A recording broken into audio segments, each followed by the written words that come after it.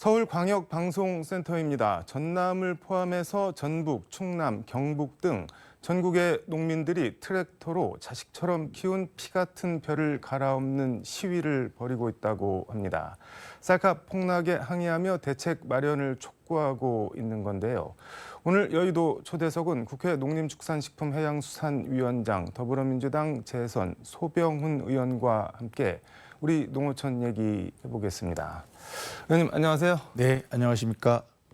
저희 초대석 처음 나오셨는데 일단 인사 말씀 듣고 시작하겠습니다. 네, KBC 광주방송 뉴스와이드 시청자 여러분 안녕하십니까. 국회 농림축산식품해양수산위원회 위원장이면서 경기도 광주시 갑 출신 국회의원 소병훈입니다. 저는 고향은 군산, 전라북도 군산에서 태어났고요. 제 아내의 고향은 전라남도 진도입니다. 그리고 제 막내 여동생 지금 광주에서 살고 있는데요. 그만큼 전라남도, 광주 이쪽은 제 고향과 똑같은 곳이어서 제가 그 농해수의 활동을 하면서 제 고향처럼 생각하고 일할 생각입니다. 일단 그 농어촌 현안 문제는 조금 뒤로 얘기하고 그 윤석열 대통령 그 순방 외교 얘기 좀 해보겠습니다. 지금 기시다 일본 총리랑 30여 분 가량 뭐 회담이라고 하기도 좀 그렇고 면담이라고 하기도 좀 그렇고 아무튼 그 회담 뭐 어떻게 보셨나요? 막 논란이 좀 많은 것 같은데. 저도 오늘 나오면서 잠깐 봤는데요. 회담 과정에 대한 그 후속 얘기도 좀 들었고 그런데 어쩌면 이게 국가 정상 간의 그 회담이라고 하기에는 좀 부족한 듯 싶고요. 그냥 잠깐 환담 정도로 보여집니다. 제가 얼마 전에 저희 사무실에 프랑스 대사가 찾아온 적이 있습니다. 네. 그 프랑스 대사는 이제 쇠고기 수입 문제 때문에 왔는데 그 와서 함께 이야기를 하기 전에 우선 작은 제 사무실이지만 양국의 국기를 놓고서 네. 앞에 놓고서 그리고 그 공식적인 그 회의를 한 겁니다. 그런데 뭐 그 국가의 정상들끼리 그야말로 만나는. 회담을 한다면서 그냥말로 그 아무런 것도 없이 했다는 건 아니 근데 태극기를 준비를 뭐 못했다고 했는데 못한 걸까요? 안 한 걸까요?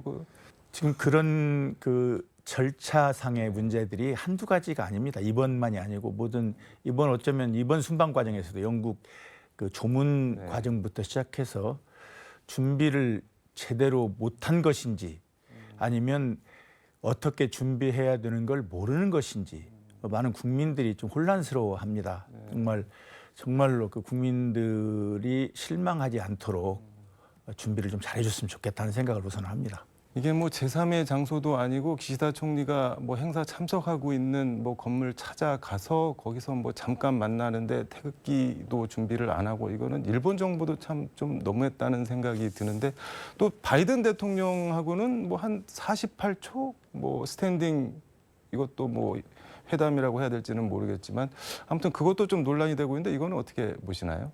정말 뭐 이 자리에서 제가 말씀드리기가 민망할 정도인데요. 네.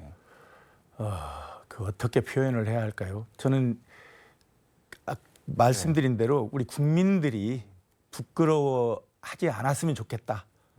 부끄러워하지 않을 수가 있나요, 그런데?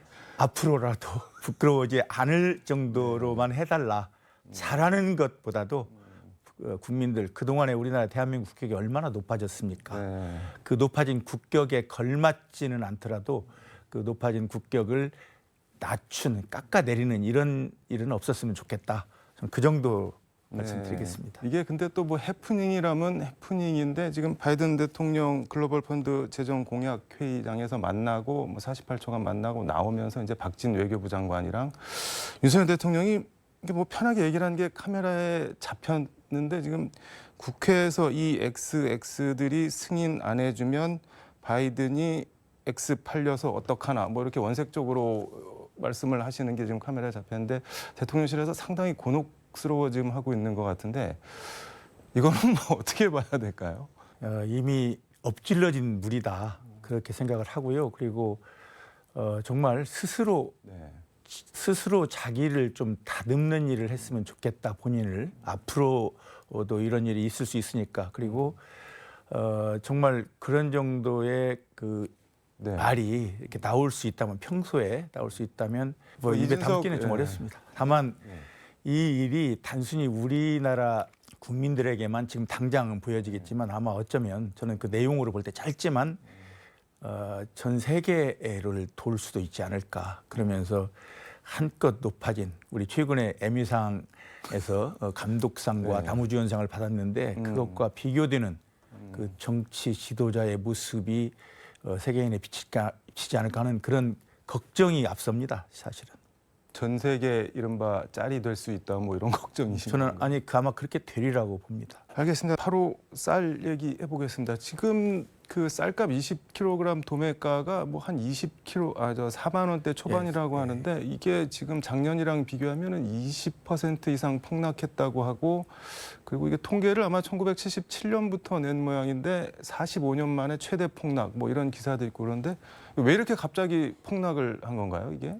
그 문재인 정부 들어서면서 네. 그때는 목표를 세웠습니다. 문재인 정부에서 그 쌀의 중요성 네. 그리고 농민들이 벼농사를 하면서 얼마나 어렵게 하고 있는가 이런 걸 보고서 네. 점진적으로 그 쌀값을 현실화하겠다 해서 그러니까 쌀 생산량이 많을 때는 그 쌀을 정부에서 수매해서 네. 격리한다고 그럽니다. 네. 공급하는. 그래서 네. 그 쌀값이 조금씩 상승해서 현실적으로 농민들이 그 어느 정도 만족할 수준까지는 갔는데 그게 다시 과거 박근혜 정부 수준으로 이제 내려갈 지금 위기에 있다. 네. 농민들에게는 큰 재앙과 같은 일이 될 텐데요.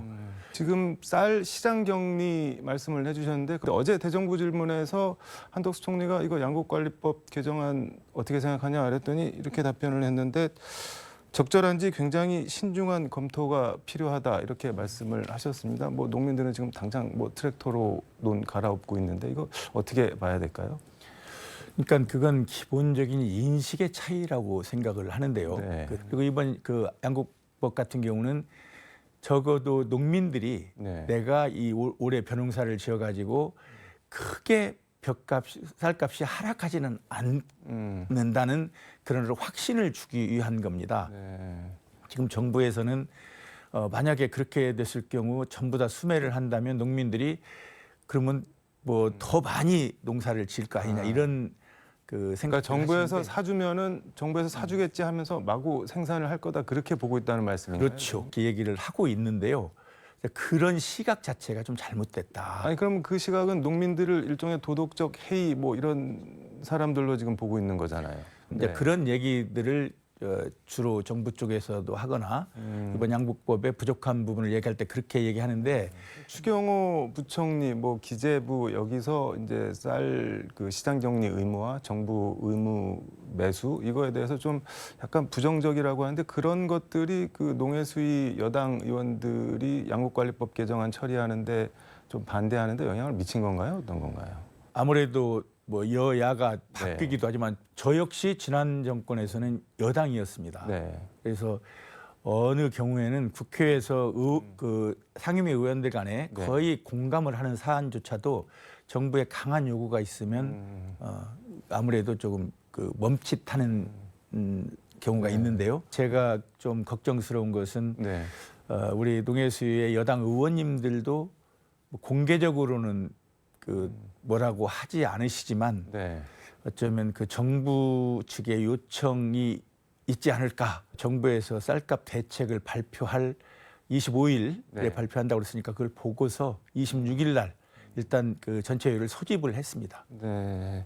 그럼 그날 처리를 하시는 건가요? 그건 뭐 미리 네. 말씀드릴 수가 없고 마지막까지 네, 네. 적어도 여야 간에 그리고 그 여당 의원님들도 역시 농촌의 지역구를 둔 의원님들도 많이 계시기 때문에 마지막까지 그 협의를 네. 해볼 생각입니다. 알겠습니다. 무슨 말씀인지. 그 쌀 변동 직불금 제도 도입을 그 농민들이 요청하고 있다고 하는데 그러니까 목표 쌀값을 정해놓고 거기에 크게 못 미치면 그 차익의 어느 정도를 정부가 이제 보전해주는 한덕수 총리는 이거에 대해서도 안 된다 이렇게 선을 그었는데 이거에 대해서는 혹시 뭐 추진을 할 생각이나 계획 같은 게 있으실까요? 이제 그게 그 양곡관리법과 네.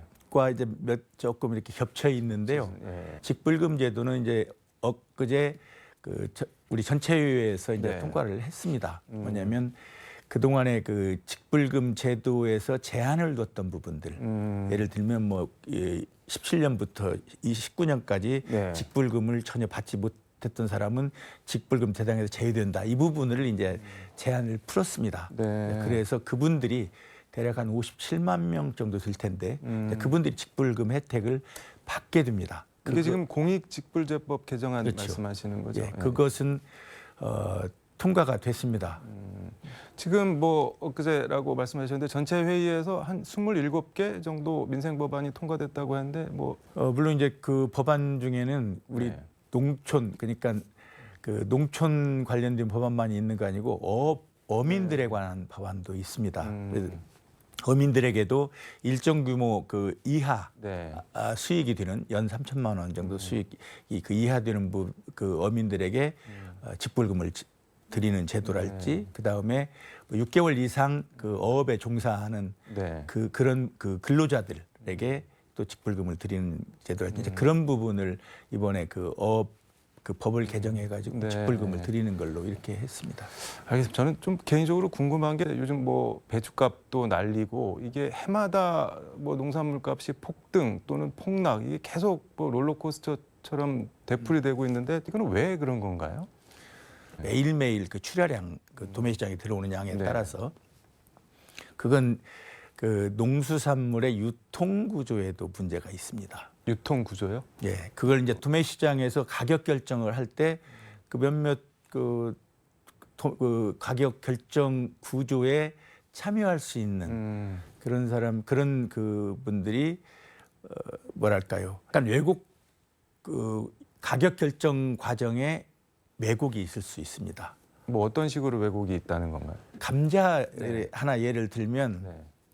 그 감자의 가격이 각 전국에 있는 각 도매 시장마다 가격이 좀 다릅니다. 그러니까 이제 가락동 시장에서는 네. 그 한 박스에 10,000원인데 광주 시장에 오면은 그게 15,000원일 수도 있고 똑같은 시간에 똑같이 체결되는데 일종의 담합일 수도 있고.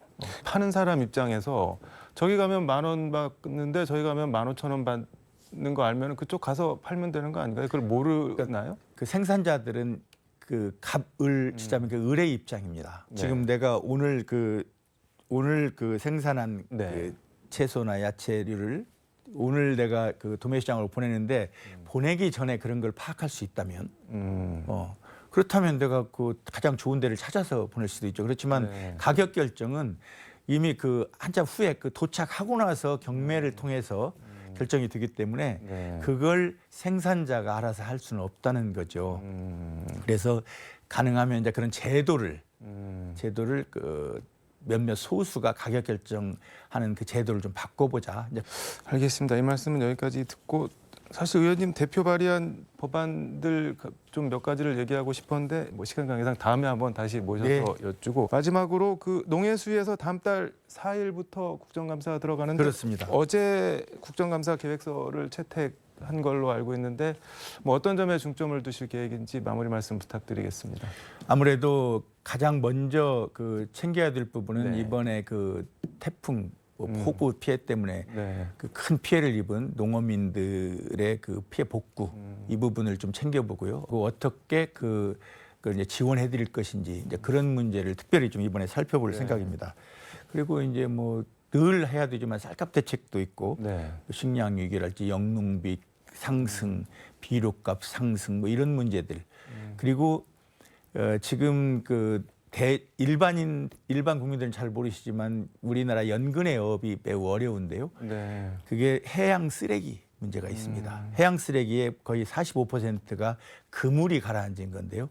그런 걸 지금까지 한 번도 치운 적이 없다. 그래서 이제 그런 거 그 청소하는 문제 그리고 조금 전에 말씀드린 농수산물 유통 문제 네. 이런 문제를 이제 아마 다루게 될 것이고 지금 많은 의원님들이 그런 부분에 관심을 가지고서 국감을 이제 네. 챙겨볼 그럴 그 계획들을 가지고 있는 걸로 알고 있습니다. 뭐 하실 일이 엄청나게 많네요. 네, 맞습니다. 알겠습니다. 오늘 말씀 여기까지 듣도록 하겠습니다. 네. 고맙습니다. 네, 고맙습니다. 쌀값이 얼마나 더 떨어져야 하냐, 농민이 피눈물을 얼마나 더 흘려야 하냐, 쌀값은 농민의 목숨값이다. 어제 대정부 질문에서 나온 말입니다.